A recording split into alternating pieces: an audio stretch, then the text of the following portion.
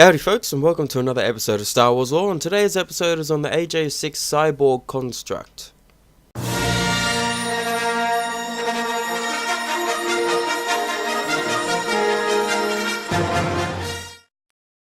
Cybernetics in all its many forms had existed for centuries. Melding organic individuals with technology allowed incredible medical advances and impressive survival stories.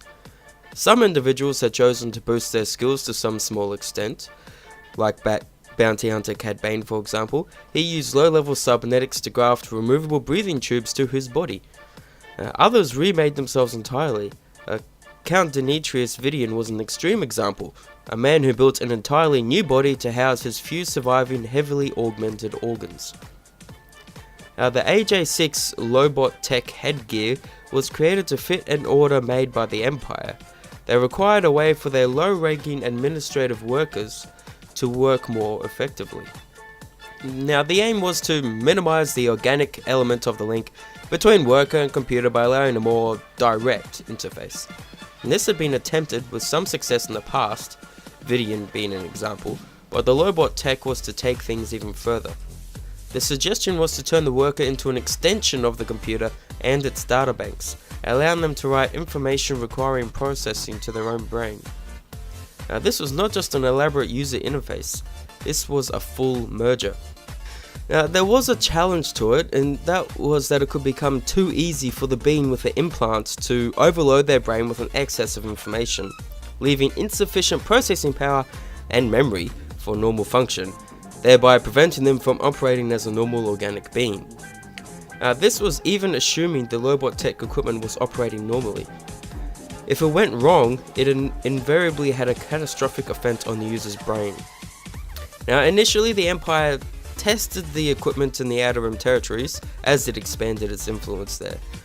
The workers were offered the free choice to take the upgrade, though the far higher pay and immeasurably better conditions offered tempted many. Eventually, and secretly, the Empire began using more invasive Lobot tech gear to turn political prisoners and dissenters into more useful and productive members of Imperial society.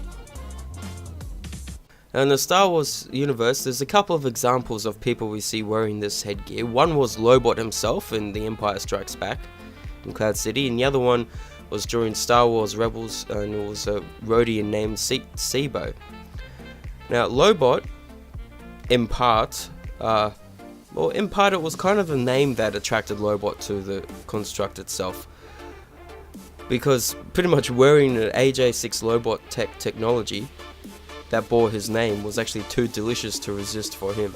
And more importantly, the headgear would make him a better, quicker slicer in a dangerous working environment where every second counted, because he was, after all, a smuggler when he first met Lando Calrissian. Shrugging off warnings that his black market, souped up cybernetics would fight his personality for dominance, Lobot decided to go ahead and have the operation anyway. He was successfully battling the tech right up until he was mortally wounded by an Imperial guardsman during the theft of the Emperor's own ship Imperialis. And though he was moved to a Bacta tank, Lobot was not fully recovered before he had to leave the ship, and he succumbed to the tech. And from then on, Lobot the man was gone. And the second example, Tseebo, who was a rodian with rebel sympathies, took a job with the Imperial Information Office on Lothal to try and discover the fate of his friends, the journalists Ephraim and Mira Bridger, Ezra's parents. He took the implants so he could better search the Imperial databases, as he would automatically be given a higher security clearance. Ultimately, Tseebo dangerously downloaded all of the Empire's data on its plans for the Outer Rim and more besides just that, before fleeing to join the rebellion against his former employees.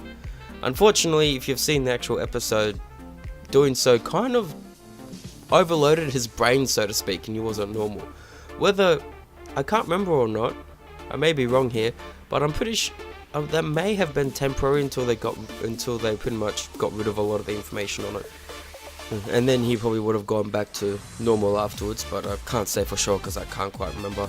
But anyway, that is the AJ6 Cyborg construct, as you see being worn by Lobot and Tseebo in Rebels and Empire War. I mean, not Empire War, That's actually an awesome video game. I love that game. Man, The Empire Strikes Back. That's it. Now, if you like the video, be sure to drop a like, subscribe if you're new to keep up to date with all my latest videos, leave a comment to let me know what you thought of the video, and as always, I will talk to you all in the next one. Later.